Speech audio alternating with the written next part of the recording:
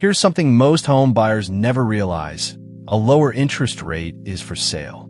You can literally pay cash to drop your mortgage rate. Sometimes it's the smartest money you'll ever spend. And sometimes it's a quiet trap that costs you thousands. Today, in 4 minutes, you'll know exactly which one it is for you and a trick to get it for free. First, the vocabulary. Paying to lower your rate is called buying points or a buydown. 1 point costs 1% of your loan amount, paid upfront at closing. In return, the lender shaves your interest rate, often by about 0.25% per point. The exact amount varies, but that's the shape of the deal. Let's make it real. Say you have a $720,000 loan.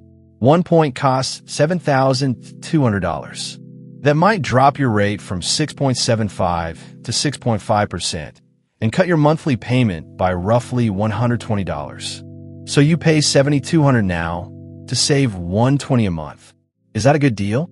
It depends entirely on one number. That one number is your break-even. Take the cost of the points and divide by the monthly savings. $7,200 divided by 120 is 60. 60 months. 5 years. That's how long you must keep this exact loan just to get your money back. Everything after year 5 is pure savings. Everything before it is a loss. So the whole decision comes down to one honest question. How long will you actually keep this loan? Not how long you think you'll love the house. How long before you move or refinance?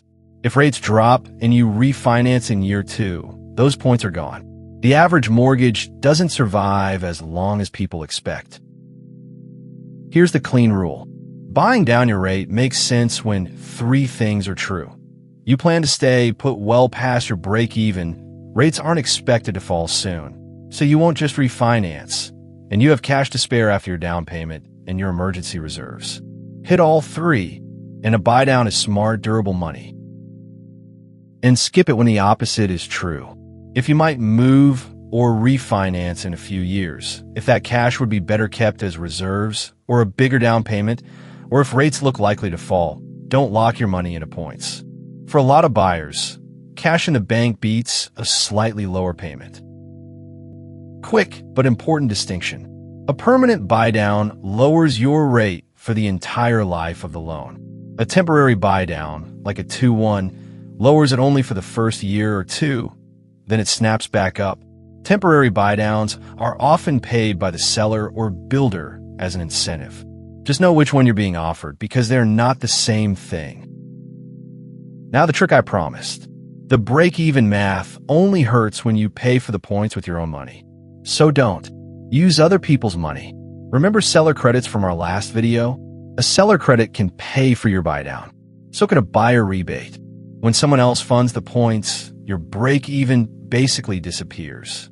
You get the lower payment, and it costs you nothing. Here's how that looks with us. On a $900,000 home, our rebate puts $15,000 on your side of the table.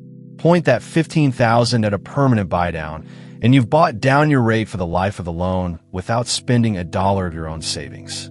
That's a lower payment every month for free. And that rebate is just what we do. We're a flat fee brokerage. On this home, the built-in buyer agent commission is $22,500. After our $7,500 fee, $15,000 comes back to you to spend however helps most. Closing costs, reserves, or a rate buydown. Your money, your call.